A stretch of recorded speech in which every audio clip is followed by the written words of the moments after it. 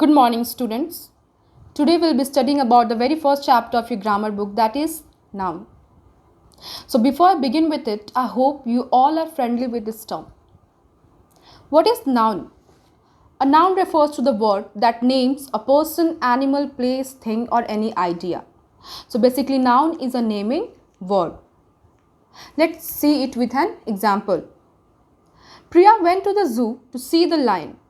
Here, this sentence includes three nouns. They are Priya, zoo and lion. Priya refers to the name of a person, lion refers to the name of an animal and zoo refers to the name of a place. Hence, noun is a naming word.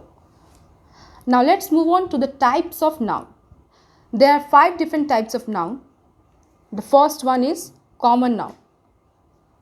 Common noun refers to the names of people, places, animals or things in general.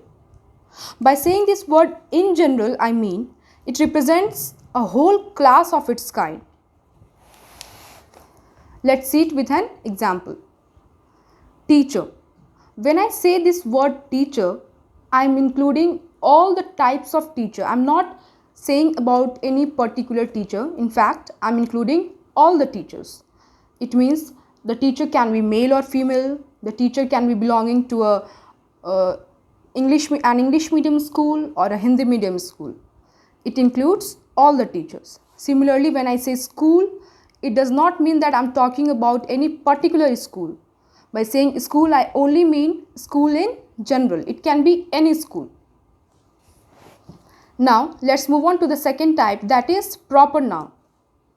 Proper noun refers to the specific names of people, places, animals or things.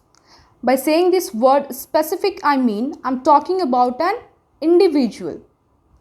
I'm not talking about people, places, animals or things in general, but about a specific one, about an individual. For example, when I say Shri Narendra Modi, it means I'm talking about a person named Shri Narendra Modi, that is our Honorable Prime Minister. I'm not just telling Prime Minister.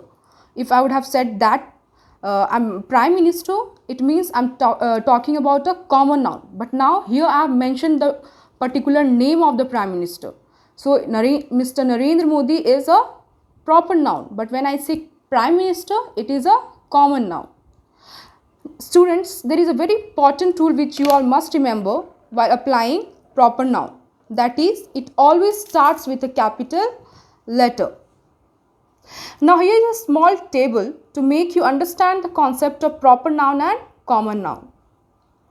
The first column includes the name of proper nouns and the second one includes common noun. First, Ramayana. Ramayana is the name of a particular holy book. But when I say book, it can be any book. Whether it can be a story book, it can be a holy book, it can be a book related to your academics, any book.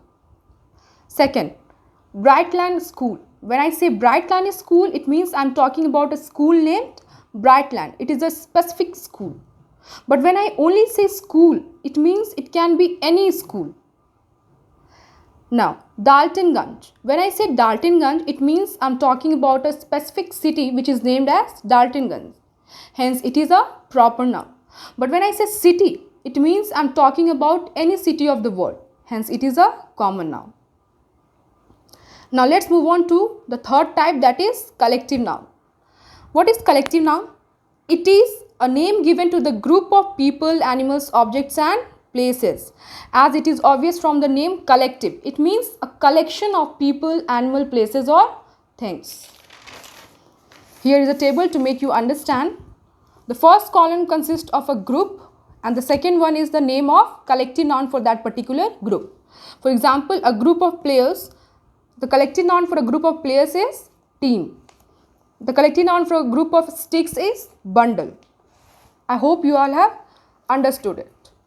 Now let's move on to the next one, that is concrete noun or material noun. Now these nouns refer to the name of any place, thing or object that can be seen, touched or felt. It can be experienced physically. They have a physical existence. For example, flower, park, milk, water, house, etc. So basically it means all the things that have a physical existence. It can appear in both singular and plural forms. Now let's move on to the last type, that is abstract noun. It is the name of a quality, action or a state.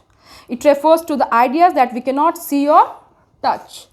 So basically abstract noun refers to the words that are used to define, that are used to denote our quality, ideas, thoughts, actions, feelings, etc. For example, honesty, that is a quality. Sadness, that is a feeling. Now, an important rule regarding abstract noun. It can be formed from adjectives, verbs and common noun. Let's see. How can we form abstract noun from adjective? Kind. Kind is what?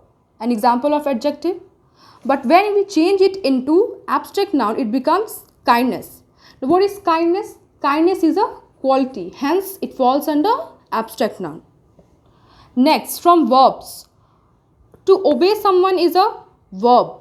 Obeying is a verb. But when we change obey into obedience, it becomes a quality and hence an abstract noun. Now, from common nouns, child is a common noun. But when we change into abstract noun, it becomes childhood. And childhood is a state of person's age. Okay, childhood is a state.